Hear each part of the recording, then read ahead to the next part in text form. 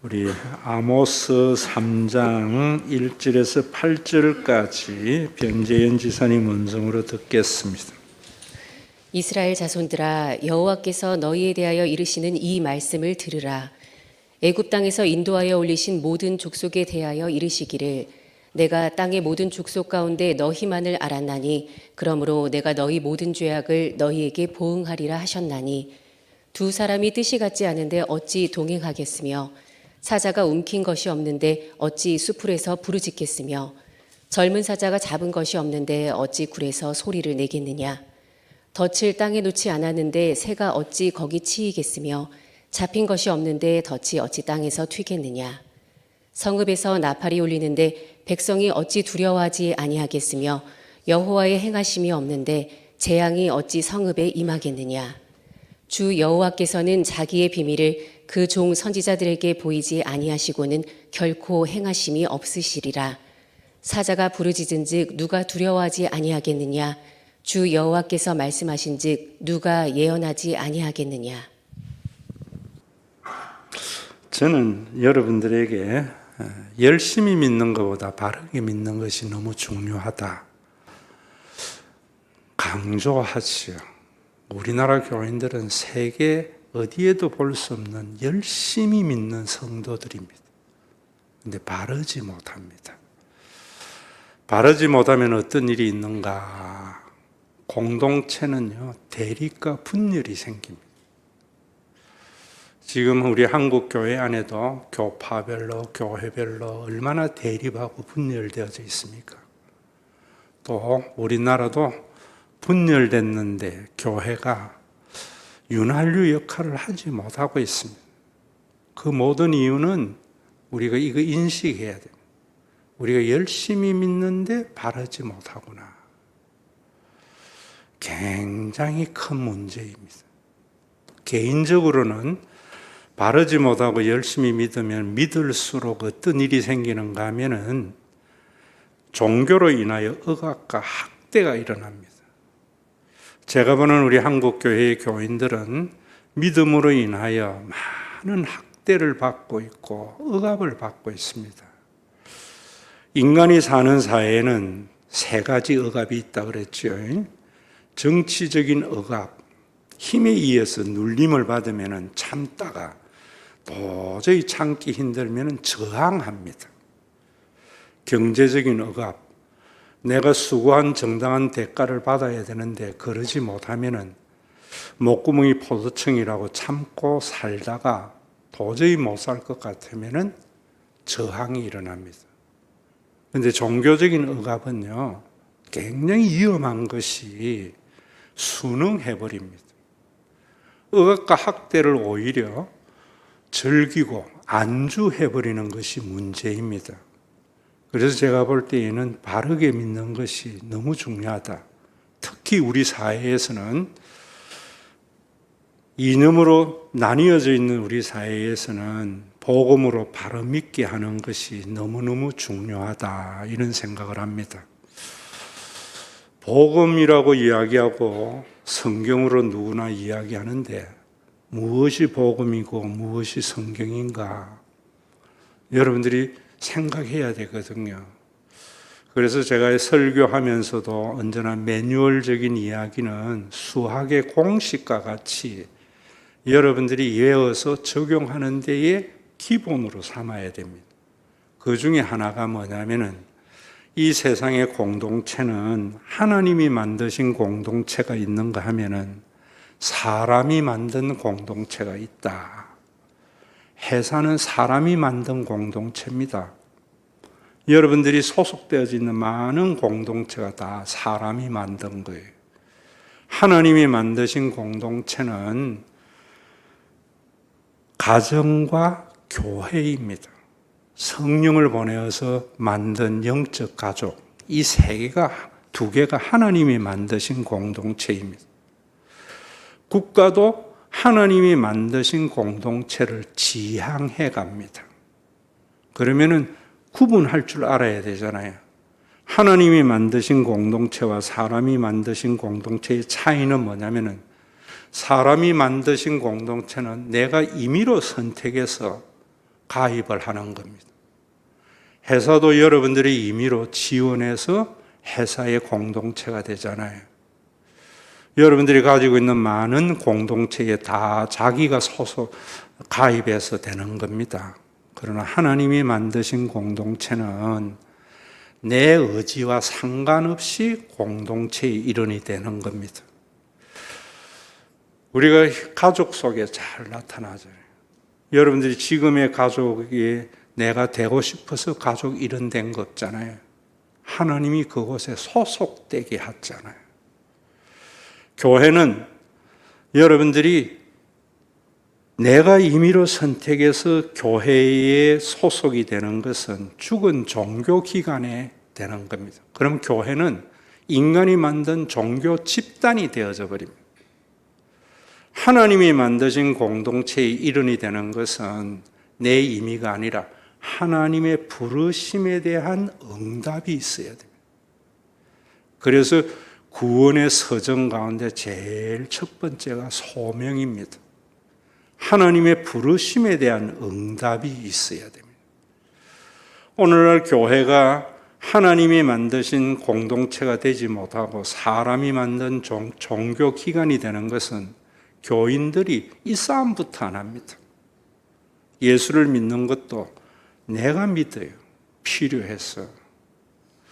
진짜 거듭난 사람, 영의 사람은 내가 믿은 것이라고 생각했는데 하나님의 강권적 부르심이 있었다는 것을 인정하게 되는 거예요. 그게 영적 체험이고 그것이 영성 훈련이고 영적 싸움입니다. 교회도 마찬가지입니다. 내가 선택해서 이 교회에 등록한 것 같은데 하나님의 강권적 인도하심이 있었구나 하는 것을 인정하는 것이 부르심입니다. 큰 차이는 어디에 있는가? 여러분들이 하나님의 부르심에 의해서 교인이 되고 하나님의 부르심이 있어서 그리스도인이 된 사람은 마치 가족의 일원이 된 것과 같이 내가 좋다고 해서 있고 싫다고 해서 임의적으로 탈퇴하는 게 아닙니다. 하나님의 강권적 부르심이 있기 때문에 어쨌든 변하지 않는 신앙을 가지고 있습니다. 그래서 이런 사람들은 하나님의 부르심이 있었느냐 없었느냐 하는 것은 영적 체험이 있었는가 영음을 들었는가가 아니고요. 뭐로 하는가 하면은 자기의 개인적인 입당도 중요하지만은 교회가 잘 되기를 바랍니다. 자기의 개인적인 신념도 중요하지만은 정말 기독교가 잘 든든히 세워져 가기를 바랍니다. 가족의 구성원이라면은 누구든지 자기 개인의 입장도 중요하지만은 가정이 든든히 세워져 가야 되는가 아닌가 하는 것하고 같습니다. 남은 저 가정이 잘 되든 안 되든 별로 관심이 없습니다. 부르심이 있는가에 대한 여러분들의 스스로의 살핌이 있어야 됩니다. 나는 개인적인 입장도 중요하지만 교회가 든든히 세워져 가야지라는 것이 있어야 됩니다. 그리고 제대로 된 가정이나 제대로 된 교회가 왜 든든히 세워져 가야 되는가? 이것 아셔야 됩니다. 이 부분에도 제가 보면은 많은 사람들이 착각합니다. 가정이 잘 되고 든든해지는 것을 마치 가정 경제가 많아지는 것, 우리 가족의 소득이 늘어나는 것, 잃어버리면은 하나님이 만드신 공동체가 세속화되는 겁니다. 왜 부자가 되어야 되는가? 우리 가족이. 이유는 하나입니다. 넓은 집, 평수 늘리기 위해서가 아니고요. 내 자녀들은 자기가 하고 싶은 것 하면서 살 수 있도록. 저는 어릴 때에 가난한 목사의 아들이었기 때문에 사춘기부터 제 바람은 뭐냐면 하고 싶은 것 좀 하면서 살아야 되겠는데 하기 싫은 공부도 해야 되고 하기 싫은 것들에 매여서 목구멍이 포도청이 매여서 사는 게 너무너무 싫었습니다. 그래서 경제적인 여유가 없었기 때문에 남들이 다 할 줄 아는 기타도 저는 못 칩니다. 취미도 별로 없어요. 그래서 여행을 잘 다닙니다. 여러분들이 왜 여러분들의 가정 경제가 든든히 세워져야 되는가? 뒷바라지에서 내 자녀 더 출세하기 위해서 이러면 세속합니다. 내 자녀는 나하고 달리 지가 하고 싶은 것을 하면서 행복하게 살도록. 교회도 마찬가지입니다. 교회가 왜 든든히 세워져야 되는가? 교인들이 먹고 사는 일에 걱정이 없도록. 그래서 여러분, 민수기에 축도할 때에도 하나님께서 우리 교회를 지켜줘야 되는 것은, 함께 하는 것은 평안을 주기 위해서. 그래서 교인들이 먹고 사는 일에 매이지 않고 살아갈 수 있도록, 사람 구실하면서 살아갈 수 있도록 그런 게 목적이 돼야 됩니다. 그걸 제가 목적론적 윤리라고 그랬습니다. 오늘 여러분들이 이런 관점에서 봐야 됩니다. 두 번째로 하나님이 만드신 공동체와 사람이 만드신 공동체의 차이는 어디에 있는가 하면은, 사람이 만든 공동체는요, 항상 능력 있는 자를 우대합니다. 회사도 마찬가지지요. 똑같이 입사해도 실적에 따라서 진급시키고 봉급 주고 우대합니다. 회사입니다, 그러면. 그래서 우리가 힘이 드는 겁니다. 그래서 경쟁시키는 겁니다. 그리고 대우를 달리 해주는 겁니다. 하나님이 만드신 공동체는 능력 있는 자를 우대하는 것이 아니고 약한 자를 우선시합니다. 여러분들의 가정이 보세요. 저도 이제 손자가 돌지는 손자 있는데 아들 집에 가보면은 모든 것이 그 손자 중심으로 돌아가고 모든 게 꾸며져 있습니다. 그게 가정입니다. 또 부모님이 연세 들고 힘이 없으면은 그 힘없는 부모님이 제일 우선입니다. 어떤 가정에 다운 증후군이나 자폐증 아이가 있으면은 그 집에는 그 아이가 가장 우선시 되어지고 걔를 중심으로 해서 모든 것이 계획이 짜집니다. 여러분, 교회도 마찬가지입니다. 오늘날 왜 교회가 세속화됐는가 하면은 능력 있는 교인을 우선시합니다. 그래서 열심히 종교생활하고 헌신하고 이런 사람 우대합니다. 그러면 회사입니다. 그런 회사는 성장합니다. 양적으로는. 근데 하나님의 나라는 없습니다. 많은 스트레스가 있습니다. 평안은 없습니다. 교회는 여러분들의 육신의 가족과 같이 가장 약한 자를 중심으로, 우선으로 돌아가야 됩니다. 여러분들에게 찡하는 충격이 좀 있어야 됩니다. 나라도 마찬가지입니다. 나라는 반반이라고 보는데 여러분들이 대한민국 국민으로 태어나고 싶어서 태어난 게 아니잖아요. 어느 날 태어나다 보니까 나는 한국 사람이 됐습니다. 그런데 교회와 가정과는 달리 싫으면은 이민 가버리고 국적 바꿀 수 있습니다. 그러나 우리 나라, 국가도 하나님의 나라가 되려면은 가정을 모범으로 삼아야 되고 교회를 모범 샘플로 삼아야 됩니다. 그래서 국민들이 어떻게 하든지 나라 잘 되기를 바라고, 또 국가는 능력 있는 자를 우대하는 것은 인간이 만든 제국이 되는 겁니다. 제국이. 국가도 제국이 인간이 만든 거잖아요. 그런 나라는 능력 있는 자를 우선 우대합니다. 마치 그것을 진리인 양 떠들고 있다고요.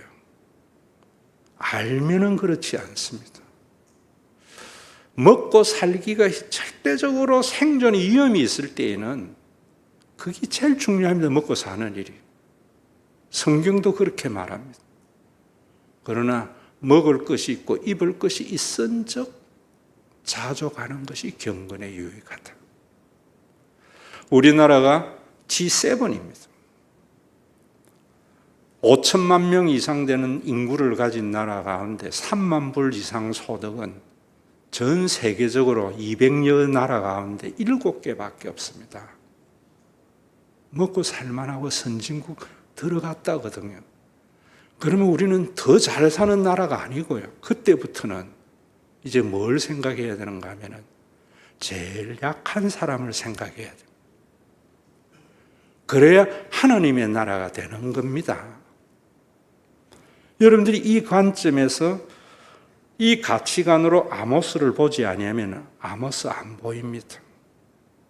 이 관점을 먼저 염두에 두고 아모스를 봐야 됩니다.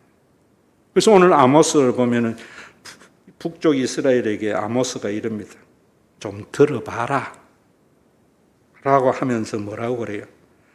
내가 땅의 모든 족속 가운데 너희만을 알았나니. 아모스가 북쪽 이스라엘에게 하나님이 너희만을 알았다. 이 말은 하나님이 너희와 연합되어져 있다. 너희 가운데 임마누엘 한다. 야하다 안다는 말입니다. 우리는 하나님이 함께 하시면 뭐라고 합니까? 성경 구절 딱 떼어서 능치 못함이 없는다. 완전히 그것도 빌립보서 그 의미 아닙니다. 너희만을 알았나니 라고 말하면서 뭐라 그래요? 하나님이 함께 하시면 능치 못할 일이 없다는 게 아니고 뭐라는가 하면 이렇게 말합니다. 그러므로 하나님이 너희와 함께하고 너희를 알기 때문에 너희 모든 죄악을 너희에게 보응하리라. 하나님이 너희와 관계가 있기 때문에 너희의 죄악에 대해서 벌 준다는 겁니다. 우리가 그동안 가져왔던 종교적인 선입견하고는 완전히 반대시요. 가족으로 생각해 봅시다. 가족이 잘못되면은 벌 주는 것이 제대로 된 부모입니까? 내버려 두는 게 부모입니까? 저도 길 가다가 청소년 아이들 담배 피워도요, 내 자식이 아니기 때문에 그냥 모른 척하고 지나갑니다. 내 가족은 용납이 안 되거든요. 여기에서도 여러분들이 한 가지 아셔야 되는 부분이 있습니다. 개인적인 잘못을 벌주는 하나님이 아닙니다. 이거 아셔야 돼요. 죽은 종교가 되면 개인적인 벌을 자꾸 이야기합니다. 그래서 사람에게 죄책감을 일으켜가지고 헌신하게 합니다. 성경은 뭐라고 하는가? 그런 죽은 유대교에게 예수님이 또 이사야가 이렇게 말합니다. 너희 죄악을 내 등 뒤로 던져버렸다. 기억조차 하지 않는다. 이래야 용서받는다고 하는 유대교에 대해서 예수님은 70번씩 7번도 용서하신다. 저는 그 하나님이 너무 좋습니다. 하나님은 언제 벌 주는가? 약자를 우대하지 않는 공동체를 향하여 벌 주는 겁니다. 그래서 제가 여러분들에게 하나님의 성품 2가지를 했죠. 사랑과 공의. 사랑은 개인에게 나타나는 성품이고 공의는 공동체에 나타나는 성품이다.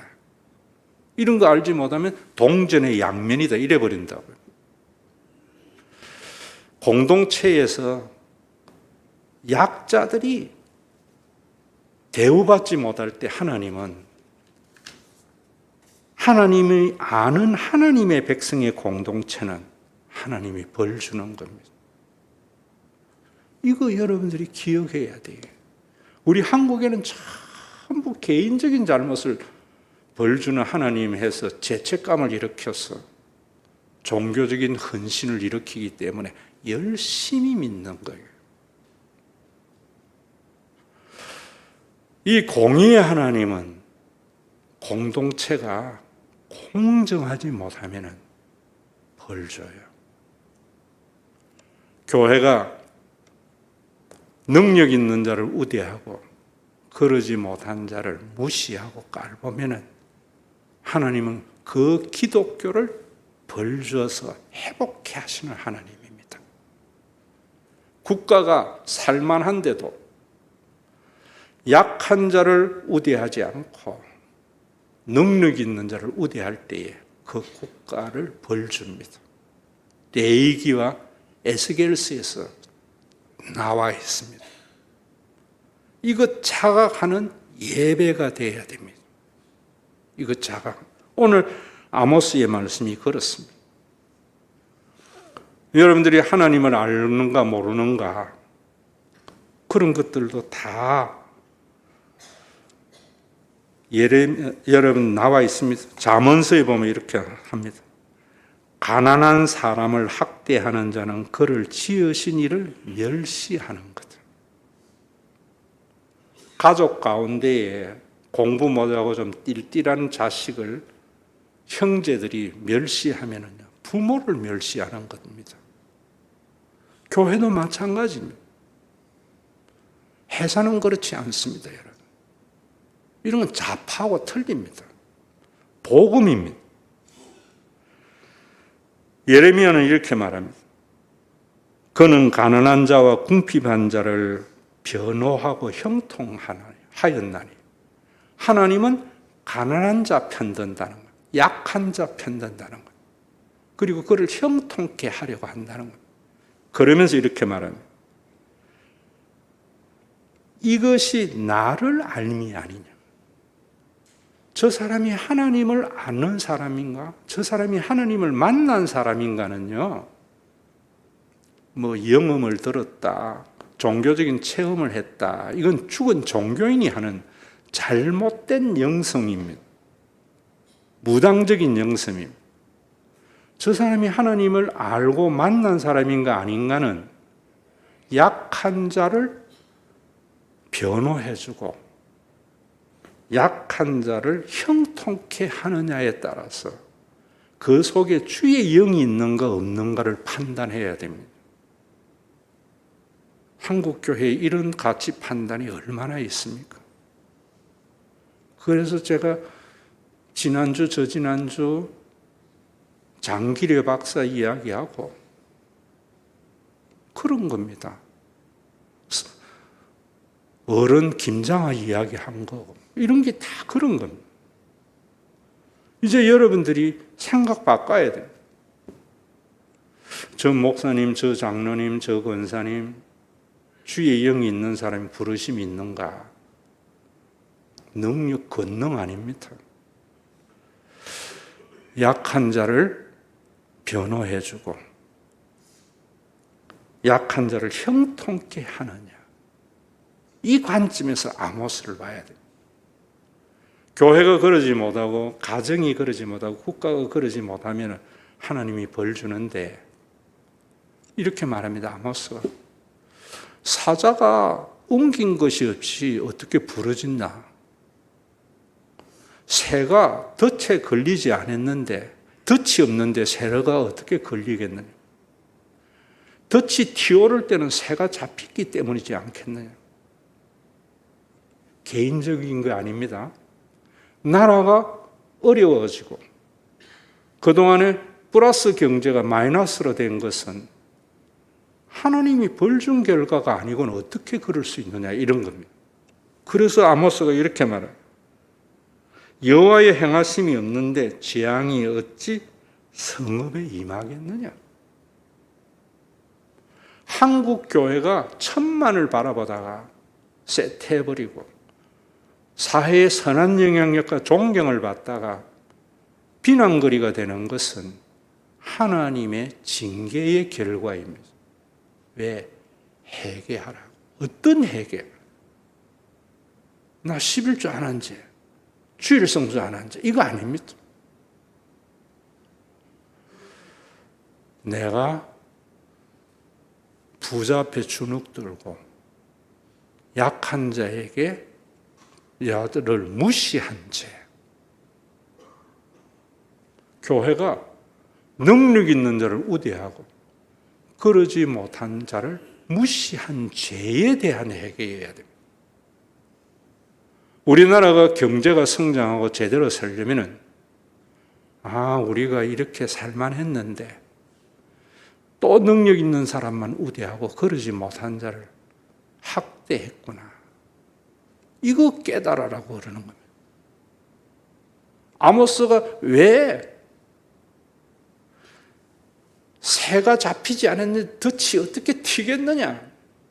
이 세상에 재앙이 왜 일어나겠느냐? 하나님께서 심판한 걸 개인적으로 보면 안 됩니다. 교회도 로컬 처치로 한 개 지으면 굉장히 곤란해집니다. 우리 교회가 안 되는 것은 하나님의 축복이 없어서 잃어버립니다. 전체적인 기독교를 봐야 됩니다. 이게 공입니다. 그러면서 아모스가 그렇게 말합니다. 자기 말 들으라고. 여호와께서 자기의 비밀을 그 종 선지자들에게 보이지 아니하고는 결코 행하심이 없다. 신명기에도 그러잖아요. 18장에 제가 잘 인용하는 말씀. 앞으로 모세와 같은 선지자를 너희에게 줄 텐데 그 입에 내가 내 말을 넣어 놓을 낀데 너희들은 그 말을 들으라. 그래야 가나안에 들어갔을 때 하나님이 만드신 공동체가 된다. 이렇게 말합니다. 그래서 제가 지난주 여러분들에게 그랬잖아요. 설교를 들으러 오지 마세요. 설교를 행하려고 와야 됩니다. 오늘의 우리 한국 교인들은 설교를 들으러 오는 사람들이 너무 많아요. 설교에 순종하려고 와야 됩니다. 오늘은 목사님이 우리나라와 나에게 어떤 말씀을 주실 것인가? 이런 마음으로 오면 도전이 되어집니다. 그런데 신명기 18장에 또 뭐라는가 하면 정흥과 성취함이 없으면 선지자가 지 마음대로 말한 거기 때문에 겁먹지 마라 그래요. 무슨 말인가? 여러분들에게 개인적으로 너 그래서 자녀가 잘 안 되는 거야. 그래서 네 인생이 안 풀리는 거야. 이런 말에 겁먹지 말라는 말입니다. 하나님이 입에 넣어준 말씀, 복음. 하나님을 아는 자는 뭐라고요? 강자 앞에 비굴하지 않고 약자에게 거들먹거리지 않는 것. 있다고 어깨에 힘줄 것도 없다고 주눅들 것도 없는 그런 삶을 살지 할 때 화낸다고요. 저희의 교육관이 그랬습니다. 자녀들에게. 내가 언제 화냈는가? 공부 못할 때 아닙니다. 힘 있는 자 앞에서 주눅 들거나 없는 자에게 없는 자를 무시하거나 좀 성적 좋다고 우쭐대거나 성적 나쁘다고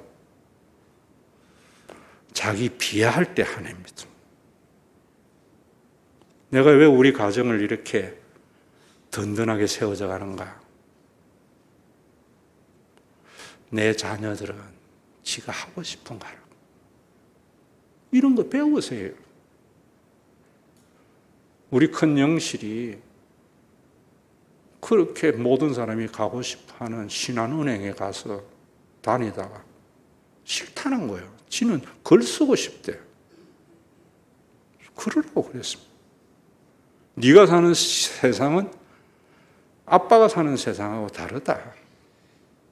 기본적으로 굶어 죽지는 않는다, 작가라도. 아빠가 사는 시대에는 걸쟁이들은 굶어 죽는 시대이기 때문에 글 써서는 안 되지만 우리나라가 이만큼 됐는데 여러분들이 왜 이런 생각을 못하는가? 복음을 듣지 못했어요. 듣고 싶은 말만 들었어요. 선지자들이 들어야 할 말을 듣게 하지 않고 교인들에게 듣고 싶은 말을 듣게 해서 달콤한 사탕을 가지려고 하기 때문에 자기 비밀을 결코 선지자에게 보이지 아니하고는 결코 행하심이 없다. 설교는 이런 거라는 거예요.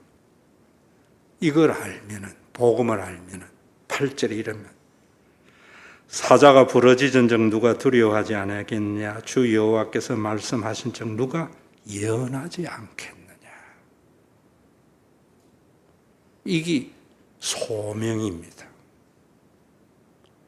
목사의 설교, 목회의 길은 본 것이 있기 때문에 말하지 아니할 수 없는 겁니다.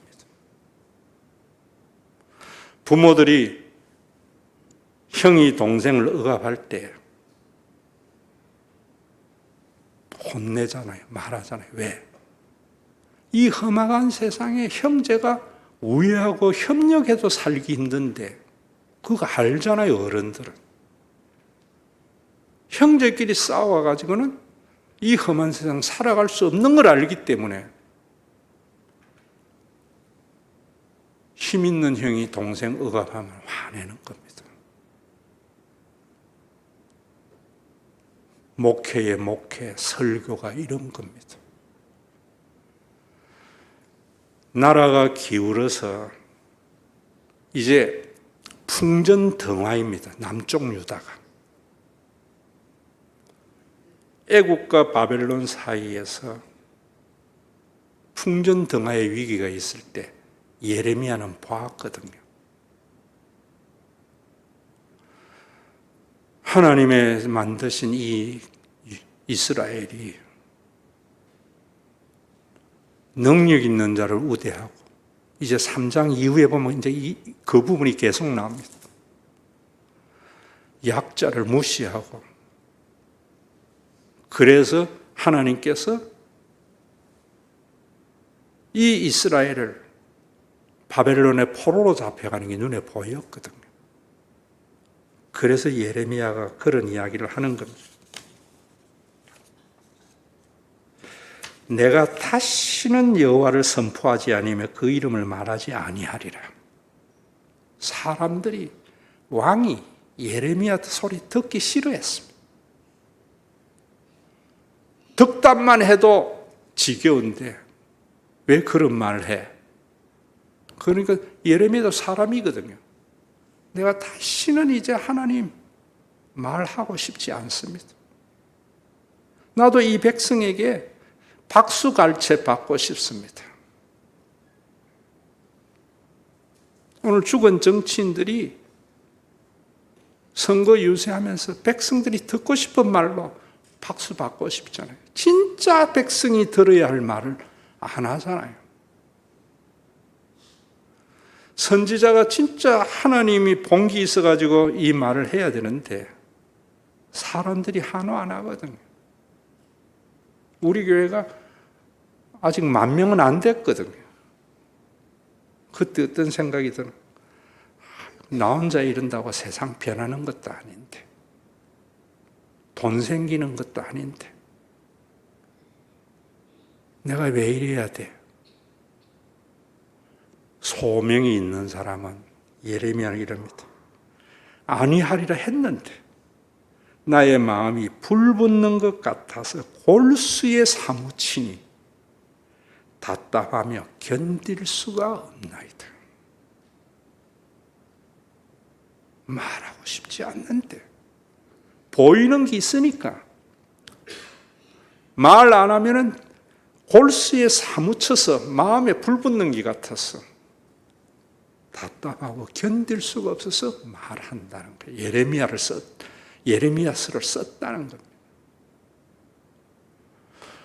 이런 목사가 돼야 되겠죠. 어제도 새벽 2시에 일어났어. 오늘도. 이런 말 별로 하고 싶지 않는데 안 하면 안 될 것 같더라고. 이념에 사로잡힌 사람들은 별로 안 좋아할 낀데 우리 목사님 혹시 좌판인가 이럴 낀데 좋은 말만 해야 될 낀데 보이는 게 있으니까 안 할 수가 없는 거예요. 저는 시 믿는 잔치를 제가 목회를 하면서도 생명의 잔치 이름만 바뀌었지 내용은 그대로 했습니다. 우리 교회에도 지금 33기입니다. 그런 말을 했어요. 이제 다 했는데 뭐 해봐야 안 변하는데 뭘 또 해. 내 속에 이런 거 있습니다. 그런데 안 하면 안 될 것 같더라고. 그래서 이번에는 제 강의를 15분 내로 마치려고 합니다. 조편성 안 돼도 15분 들어보세요, 여러분. 그게 사는 길이고 나라 살리는 길이고 교회 살리는 길입니다. 교회가 능력 있는 자를 우대하면은, 헌신된 자를 우대하면은 인간이 만든 회사와 같다는 말 어디에서 들어요? 그렇게 말하면은 교회 별로 성장하지 않습니다. 단언코 여러분들에게 이야기하는데 우리 교회에서 신앙생활 하듯이 다른 교회 가서 해보세요. 사람 취급 못 받아요.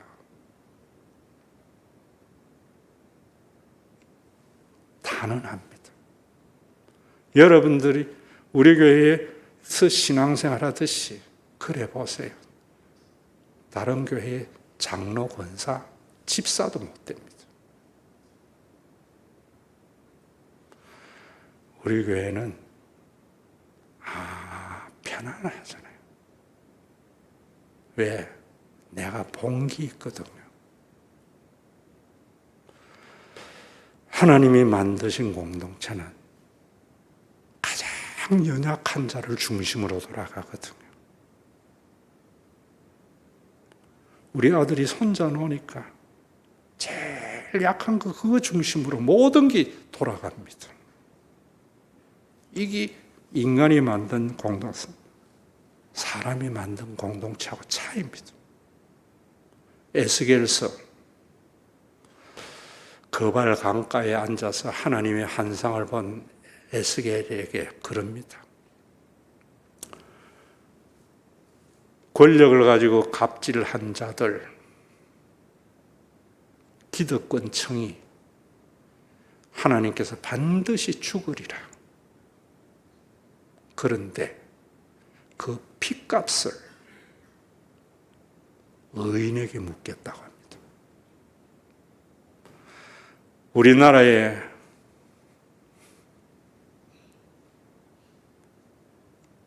좋은 대학 나와가지고 시험 한번 잘 쳐가지고 평생 잘 먹고 사는 사람들은 자기 죄로 죽지만 천국에 가면 주님이 그들의 죄를 목사에게 묻겠다는 겁니다. 교인들에게 묻겠다는 겁니다. 우리나라가 G7이 됐는데도 능력 있는 자를 우대하면은 나라가 점점 망해지는데 그 책임의 핏값을 교회에 묻겠다는 겁니다. 그게 심 있는 잔치입니다. 다른 거 잊어버려도 가정과 회사의 차이를 가지고 제대로 판단해 보세요. 제대로. 예수를 믿는 게 뭔가? 왜 예수를 믿는 게 기쁜 소식인가? 전부 이념에 사로잡혀 있으니까 조그마한 자기의 경험에 의한 가치 판단을 하니까 대립하는 겁니다. 복음에 들어오면은 하나님이 만드신 공동체와 사람이 만드신 공동체의 차이를 가지고 보면은 그래 안 합니다. 대립 안 합니다. 우리 교회가 세상의 빛으로 어떻게 드러나야 되는가? 지금 여러분들의 모습을 대우하는 모습을 통해서 세상의 빛으로 드러나야 됩니다.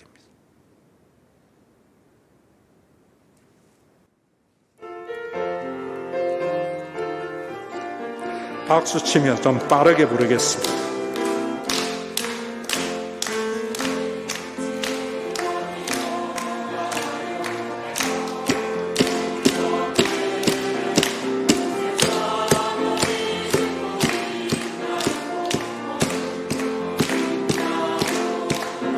예수 안에는 안식이 있어요. 평안이 넘쳐요. 십자가 보혈 믿는 자마다 구원을 받아요. 예수 믿으세요. 예수 믿으세요. 예수 믿으세요. 예수 믿으세요. 당신은 오늘 누굴 만났나요? 위로받았나요? 이 세상 누가 나를 대신하여 고통에 멍에 벗어버리세요. 예수 이름으로 마음 열고 주님 맞으세요. 기쁨이 넘쳐요. 예수 믿으세요. 예수 믿으세요. 예수 믿으세요. 예수 믿으세요. 예수를 믿고 새롭게 되니 기쁨이 넘쳐요. 어둠 거치고 새날이 되니 행복이 넘쳐요. 이전에 어떤 평안을 얻으니 찬송이 넘쳐요. 샘솟는 기쁨 전해줘요. 예수 이름으로. 예수 믿으세요. 예수 믿으세요. 예수 믿으세요. 예수 믿으세요. 주를 믿는 자 그는 행복해요. 영원한 생명 얻으니 하나님 나라 그의 것이라. 어서 예수 믿으세요. 우리 주 예수 그리스도의 은혜와 아버지 하나님의 사랑하심과 성령님의 내주 위로 교통하심이 예수의 그리스도의 빛이 강하게 비추어져서 세상의 가치에 캄캄해져서 강자 앞에 비굴하지도 약자를 무시하지도 좀 이루었다고 우쭐거리지도 좀 실패했다고 좌절하지도 않는 믿음의 권속들과 이들이 모여 있어서 능력 있고 헌신한 자를 우대하는 것이 아니라 지극히 작은 자를 중심으로 모든 것이 행하여지고 이루어지는 신과 회복 있는 교회 위에 온전한 하나님의 나라가 이루어지는 주님이 다시 오시는 그날, 언제인지는 모르지만 반드시 속히 오고 말 내 코의 마지막 호흡이 끝나는 그날, 주님을 만나는 그날까지 함께 있을지어다.